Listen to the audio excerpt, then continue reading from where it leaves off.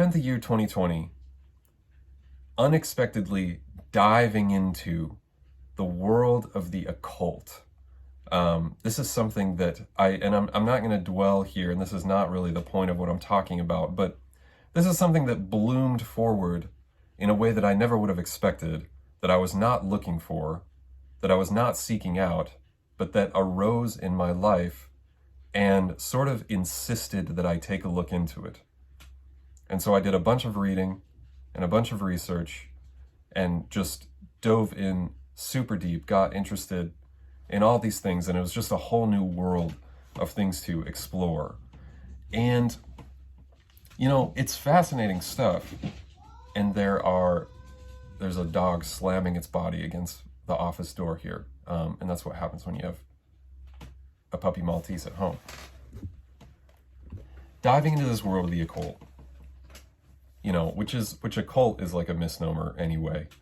It just means hidden knowledge, secret knowledge, knowledge that is not necessarily exoteric. It's not widely known by the masses and has been sort of passed down from master to student in a certain sense over the ages. Although, you know, there's been plenty of grimoires and books written over time, some of which have been burned or lost, some of which are locked away in the Vatican Library, or at least potentially they are hidden away from society because they're too dangerous for the public to use or know about. And the Catholic Church said, yoink, we'll take that.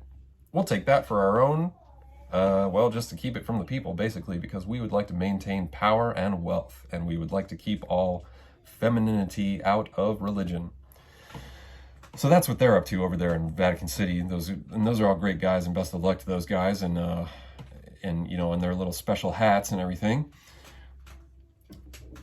But this stuff is all fascinating, and I thought at the time, a year ago, when this was blooming to life with me, and I'm speaking sort of, you know, like tongue-in-cheek, or I might sound like I'm joking or being ironic or something, but this stuff, for someone who had grown up in Christianity and believed it with all my heart for about 26 years, and, you know, was in some ways programmed pretty negatively by all of that stuff, by Western evangelical religiosity and mindsets and worldviews and theology, and having left that behind, set that aside around my mid-20s, and not looking for a new religion, but certainly seeking, just wanting to know the truth of reality. And that was always the case since I was a very young man, just believing that there was something more to this existence than what appears to us on the surface.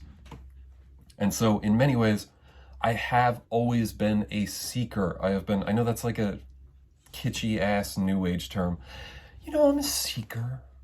I'm just kind of a seeker, and I'm going to Burning Man, and I'm going to Eckhart Tolle conferences, even though he's not doing those anymore.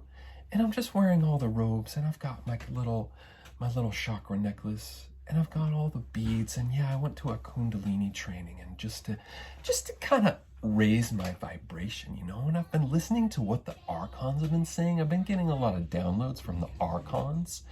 And they're just saying, like, we really need to accept everyone and be cool to each other, okay? So anyway, I truly have always been a seeker. I have wanted to know what the hell is going on here. And I, unfortunately, for a long time, had this view that the God of the Bible and the person Jesus Christ was the ultimate truth to all that. But even while I was still in the throes of believing all that, there was a lot of questioning constantly, and just going, a lot of this doesn't add up, and there seems to be a lot of shoehorning of reasons from the religious leaders and pastors and authors and theologians as to why and how this stuff is historically, literally true, and all that. And so there was questioning even while I was still in the Christian world. So got out of the Christian world, wasn't looking for a religion, wasn't looking for a new God, for a new faith, for anything, still believed in something larger than material reality, Didn't know if that was an omnipotent being, a divinity, a deity, but I just still felt that there was something trippy going on beyond everyday life. And so this occult stuff sort of snuck up on me in an unexpected way, like I said, starting with the work of Alejandro Jodorowsky, who I admired as a filmmaker and read his book, Le Danza de la Realidad, The Dance of Reality, which is an autobiography of his. Fantastically strange book, because he has had a wild and curious life, but he was talking essentially about magical ritual, and he himself is sort of a master of tarot and other things, and his movie The Holy Mountain is a visual representation of the story of magic. It's fantastic, it's bizarre, it's grotesque, it is profane, and it will be bizarre and confusing, and it will not make sense to a lot of folks.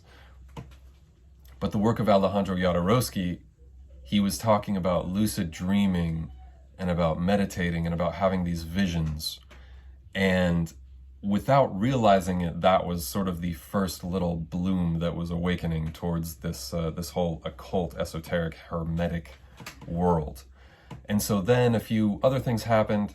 This little window opened up wider, and I read a bunch of books and started practicing ritual magic, ceremonial magic, and banishing and invoking and doing all these things, which essentially in some ways was meditation, was a form of meditation, or could be considered that. And so that was all fascinating, and that stuff is real, and it doesn't matter if you believe it or not. It doesn't matter. It's if it appeals to you, look into it. If it doesn't, fine. You can think it's all bullshit, made up, horse, whatever. It's fine. This stuff was so fascinating to me, but I reached a point where I was like, well, what am I looking for in here? Because this is still not a religion, and I don't want to be a part of a religion. It's not a cult. I don't want to go join some order, some occult order like Hermetic Order of the Golden Dawn. I don't want to join the OTO. I don't want to be a Wiccan and do my special little spells in the kitchen, with my herbs and baking a spell into a little pie, and offering it to the horned god and burying it in the ground or something. I don't really want to do any of that, and I don't want to be a woo-woo, like just dark arts guy who's like, I'm manifesting wealth and money and a woman with big tits or something. Because that, a lot of it, especially on social media and on Reddit and on Pinterest and TikTok, is like, Jesus. It's a bunch of just silly nonsense about black magic and Satanism and people who think they know tarot and think that they're doing spells, and it's just all that shit. Like there's a lot of junk up on the surface of the occult world, and that's what makes it look really bad. And it's also been demonized and just slandered by the church for thousands of years. But at the end of the day, I was like, okay, well, wait a minute. I don't necessarily want to be some master magician, even though this is really interesting and those people do exist and they're doing fascinating work. Because all I really want to do, I came to realize, is I would like to awaken to the truth of reality. Still basically the same desire and premise as when I was younger, as when I was still a kid, as when I was still a Christian. Just questioning, seeking, wondering what is going on here. That still remains true. And so I sort of did like a 30,000 foot, fly over the occult world, and still read some of those things because they're interesting to me, but landed back on simply meditating, just sitting still in an asana, just sitting in a posture and breathing, and sometimes doing a mantra, vibrating a mantra. And realizing after reading some more people and listening to some very smart swamis from India, that is basically all you need. And that is something that everyone is already in possession of, is a body and your breath. And so this is not something, I'm not enlightened. I'm not a guru. I haven't awakened to the truth of reality. Not yet. I can sort of understand cognitively and, intellectually what might be going on here, but it's not something you can think your way into. And so I was going to speak to, meditation has gotten really popular, which is good and it's bad. It's good because the more people that are meditating, that is for the better of this entire world. That's better for those people's circle, who they interact with. That will elevate their mind, their kindness, their presence to life, and their ability to operate well within this world for the betterment of others and themselves. That's good. The unfortunate part is that meditating has become a business. It's been capitalismized. It's been capitalized. Guys like Sam Harris are just, maybe he does sincerely meditate, good for him, whatever, but he so quickly turned that shit into a fucking business with a paid app, with subscription, with, get this tier and you'll get this shit every month. Like Headspace has a paid thing now. And that stuff, if it gets you meditating, great, use it. Great. That's a good starting point. And I've used those things too. I've used Headspace. That's where I started. Start with 1 minute, start with 3 minutes, start with 10 minutes. But just saying, you don't need any of that shit. You don't need to pay for anything. What you need to meditate, you already have in your body. Now, if it gets you started 10 minutes a day, and see, the narrative can start to be, it'll help you sleep better. It'll help you feel more calm. It'll help you be happier. It'll help you be da-da-da-da-da. All that stuff is good. And in this modern day time and age, we do need those things. We need to sleep better. We do need to be kinder and calmer and more present and have empathy for those around us, because we're so riled up, especially during the pandemic and the riots, or the protests that turned into riots, kind of, sometimes. We're angry at the police, and we're angry at Trump. We're angry, we think COVID's fake, or we think the vaccine's fake, or whatever it is. We want to be let out. We want the businesses back open. We want schools back open. All this stuff to get riled up about. And then there's the whole world of pornography to look at.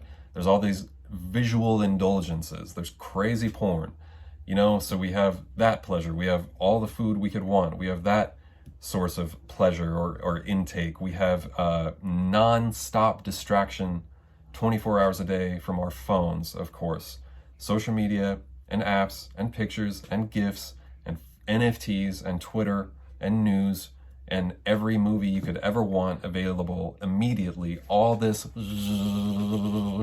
bombardment of shit on us every minute of every day, and we have everything in America, and we're still fucking miserable. Most of us. We have everything, but we're miserable. Think about that. Other countries have so much less, and we've got everything at our fingertips, and we're still fucking miserable. We're depressed, we're sick, we're sad, we're suicidal, we're angry. And joining a movement like, protest the police, defund the police, that feels like becoming part of a movement. Even things like Black Lives Matter, which I support, but it's like, that's still a big thing to be a part of. LGBTQ, yeah, I'm a part of this, so I mean something, I belong. Oh, I love the Seattle Seahawks, I love the fucking Denver Broncos, that's my team! All these things. We want to be a part of something so we feel like we matter. Oh, I love this company, I love Apple products. Oh, I love this corporation that I work for. Oh, I'm a Bitcoin guy. I really believe in Bitcoin, that's my whole thing. Whatever it is. I'm not putting a judgment on any of those. I'm just saying they are things that we attach to and we go, maybe this will be the thing. Maybe if I get really passionate about this, then I will mean something. Then I will feel better. Then I will be okay. And all that shit, throw it out. it's meaningless. It's all exactly the same. It's a plateau, it's a flat line, it's nothing. Because what you're longing for and what you need is already within you, and it's already within your body. And this is something that I'm coming to understand slowly myself, and is something that I still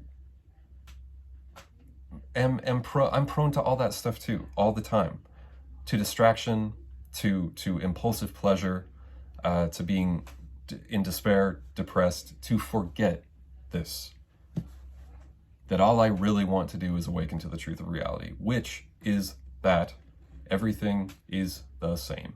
There is a non-dual nature to this universe. So what I've been doing lately is trying to just sit every morning as early as I can, as early in the day, before other people are awake. I mean, in my home, but I mean, even in the city, in my immediate surrounding, getting up at like 6 or 7 or 8 or 9 sometimes. And simply sitting still, cross-legged or in a chair with feet on the floor, and just breathe for as long as I can. There's a few different methods for doing this, and I'm less I'm not going to try to be some meditation expert, because I'm not, and describe some exact method. I'm just going to tell you what I'm interested in and what I'm learning about and what it has been doing. But so the chakra system, the Hindu chakra system. Uh-oh, here comes the new agey shit. Hey Josh, where'd you get that? The metaphysical bookstore? Hey, where's your robe? Where's your turban? Hey Josh, where's your where's your crystal necklace? And it's like, it's right here. So stop asking. The Hindu chakra system. Is this a literal phenomena? Is it real? Is it fake? Is it the same as flat Earth? Is it the same as astrology? I don't know. It doesn't matter if you do or don't believe in any of those things. Actually, don't be a flat earther, please, please. The Earth is a globe, and get some mental health professional to talk to you if you believe that the Earth is flat, and if you think Trump is a good guy. The Hindu chakra system. These are energetic points within the body that maybe all they do, maybe all they are, is representative of something. And people over in India have been sitting still and breathing for a long time. Back in the days when they had almost nothing else to do, when there was no phones, no internet, no TV, no radio, no nothing, baby, not even a printing press. So may as well go up on a mountain and sit down and just breathe for a while and see what happens. Breathe for a long time. So what I've been doing lately, each of the, and I'm going to show it on the video, I might as well. Podcast listeners, you won't see this, obviously, because you don't have smell-o-vision. Just joking. So, here we got the chakras. This is something I drew just as sort of a meditative, this is because I'm learning about them, because I'm still memorizing the names myself. I don't even know them. I don't even know all of them. Ajna, I can't even pronounce them all. Not the point, doesn't matter. Muladhara, for example, here's an idea. Take one of these and perhaps look up just on Pinterest or something what they represent, what these energetic points have to do in your body. There's one way at your base, there's one near the genitals or sexual organs, there's one right in your stomach, there's one right in your chest, there's one in your throat, there is one at the third eye point, there's one on your crown, and there's even one on the back of your head called Bindu. Bindu. Hey man, what have you been up to? Oh, I've been doing my meditations. Hey, now that's nice. Now that's a cute one, and you can use that if you'd like to. Hey man, what have you been doing? Oh, I've just been doing my cross stitch. And I didn't plan that joke out. So each of these has a mantra that you vibrate within your body. The most well-known one is Om. Now, isn't that nice? Isn't that nice?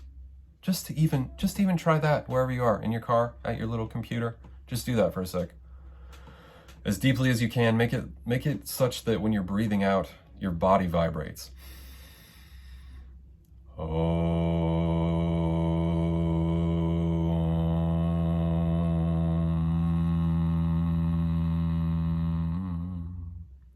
Now, this is not the point, but you will find that your body may even be comforted a little bit by that sort of vibration. It's nice. It feels like a little mini massage that you can give yourself, like those chairs at the mall that just vibrate you, you know.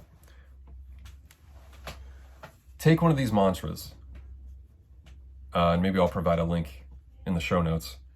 There's a mantra for each one, just a sound that corresponds to the root one is lam, and there's vam, ram, yam, ham, om, ang. And when you sit and breathe in, as long and slow as you can, and you focus on that energetic point within the body. For example, the root one is lam. So, and then you breathe out and say that in the vibrational form, as long and slow as you can.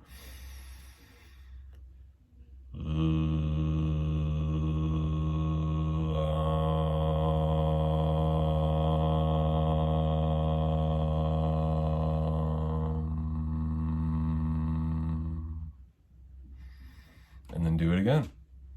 Breathe in nice and slow and try to focus on nothing but the breath and the sound and on that energetic point.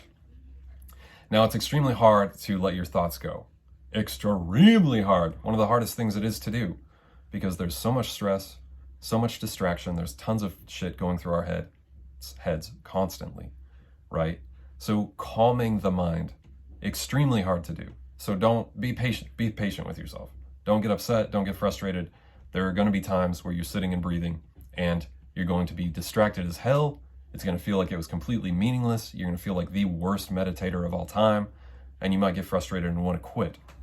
Don't give up. If it feels meaningful to you, if it feels like even 1 second of it was worthwhile at the end, then stay with it. You will get better. Your mind will learn to calm. Your body will learn to still.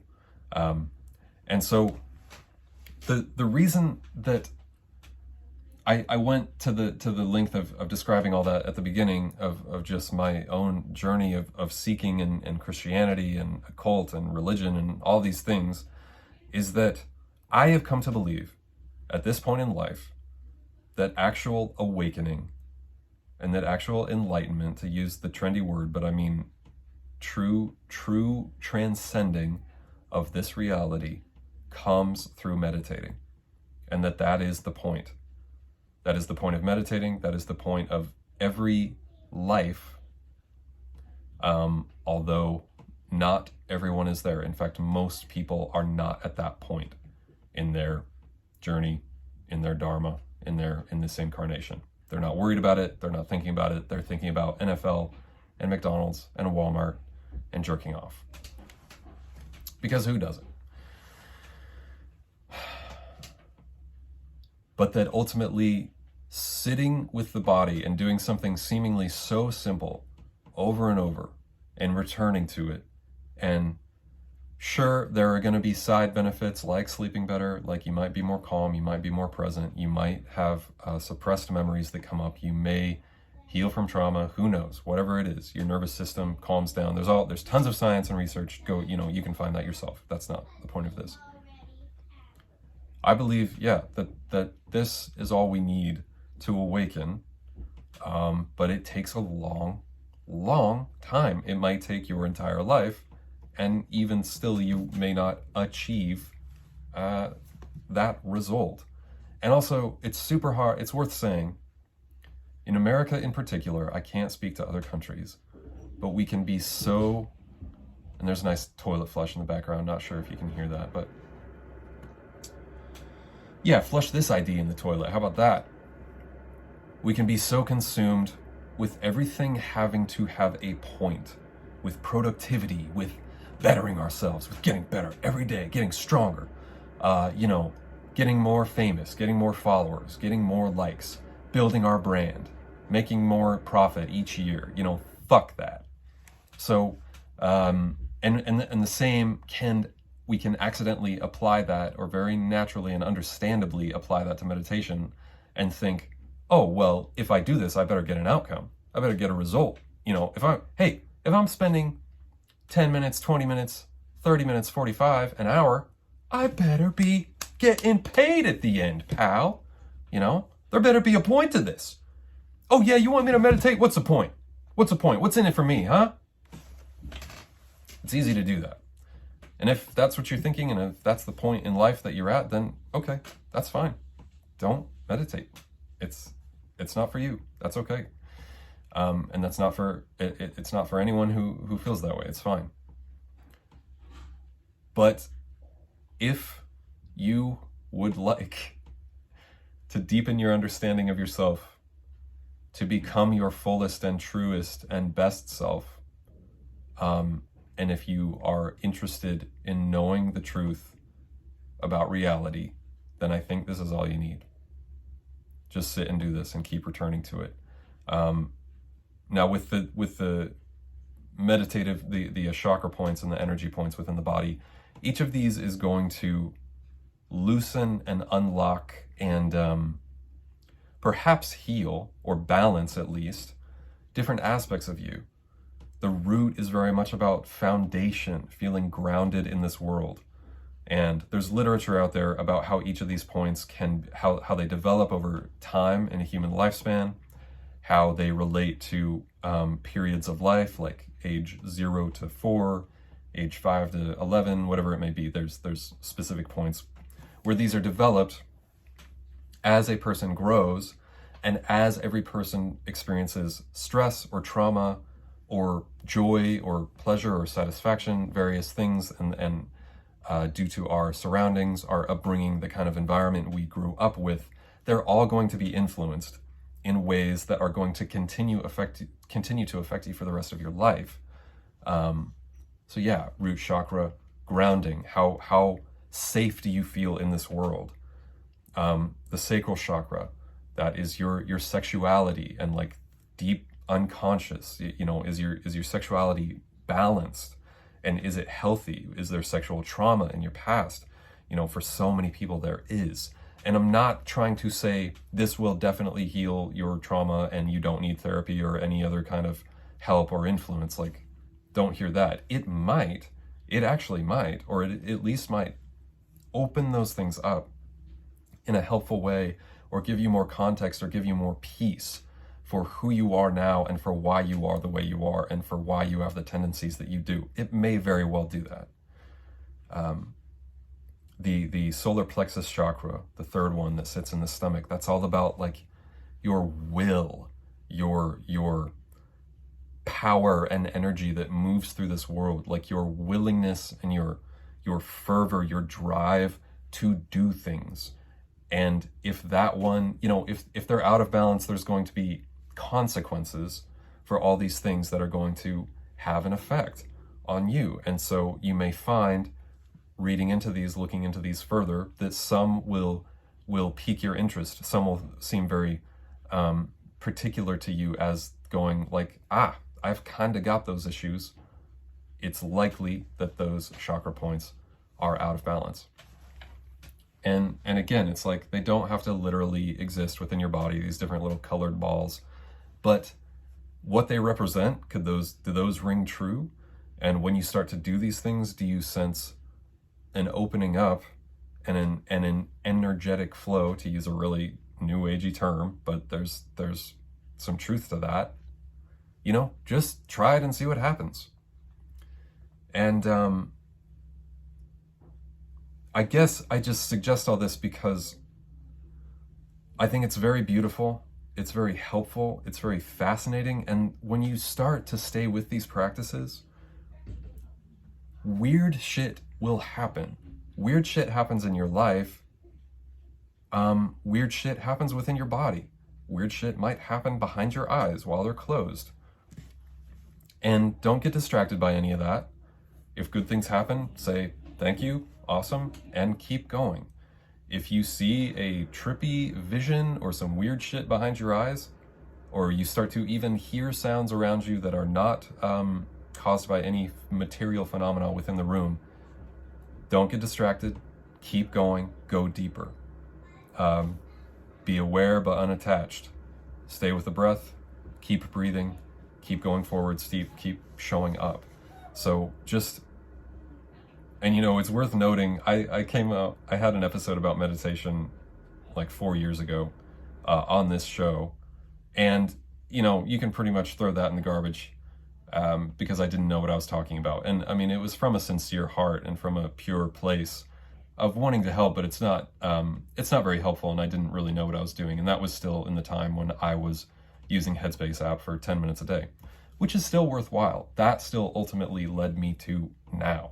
And even in this current state, which is not enlightened, not a guru, not a meditation master, none of that.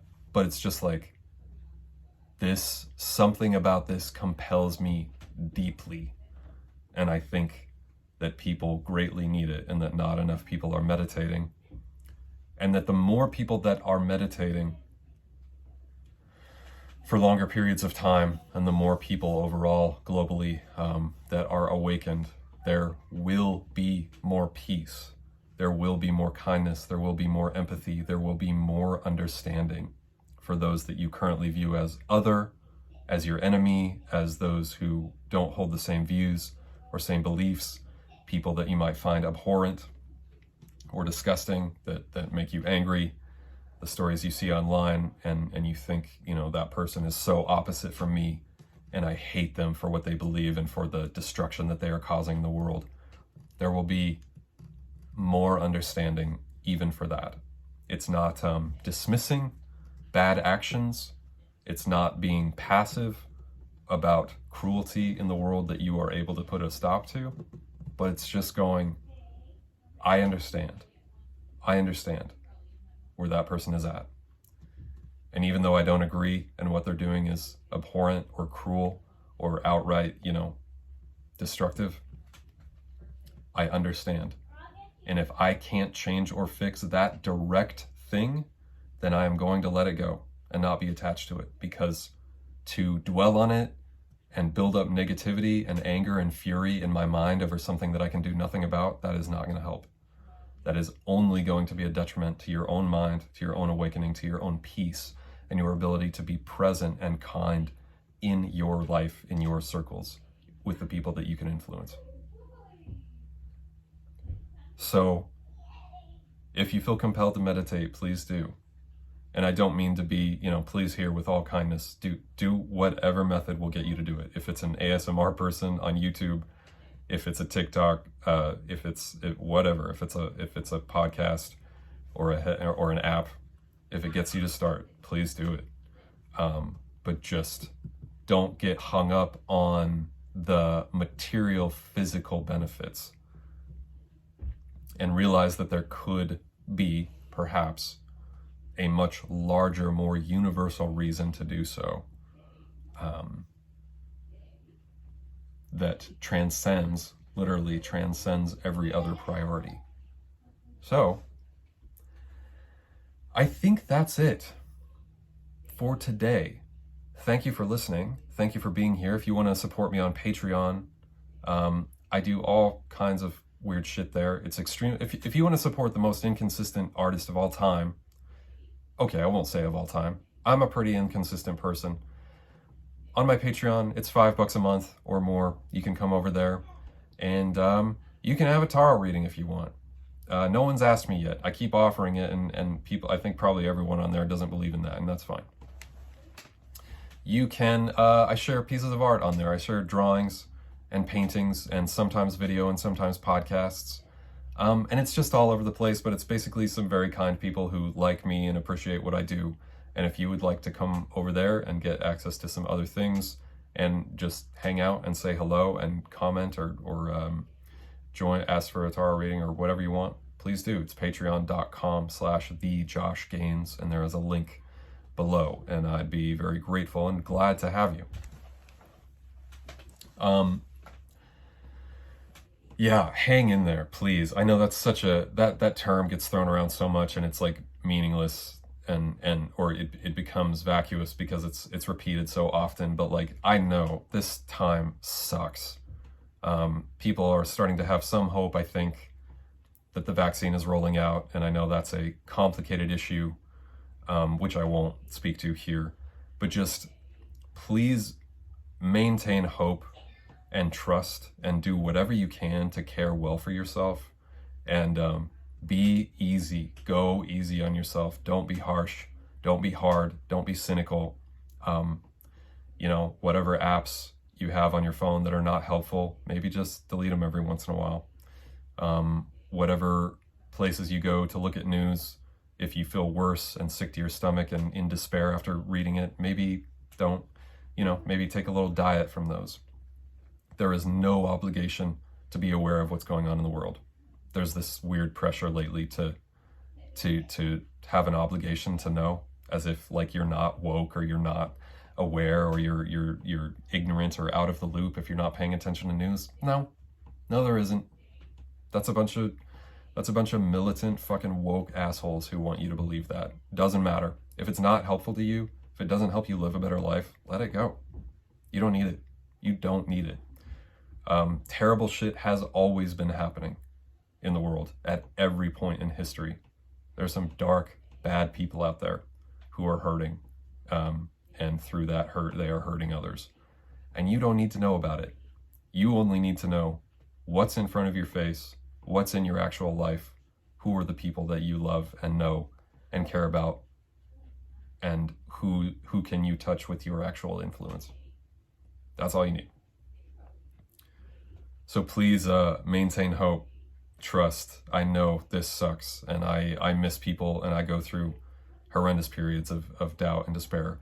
But I trust that this will pass, and things may always be dark in our country, in our world, but that does not mean you have to live in the dregs of fear, which is only going to be a detriment to your body and mind. So be well, take care, thank you, enjoy yourself. Do something today that would be so enjoyable. You have permission. Do something that would just be a great gift, a nice little treat for yourself. Relax, let go. There's no shoulds. There's no supposed to, okay? Enjoy yourself. Thank you. Goodbye.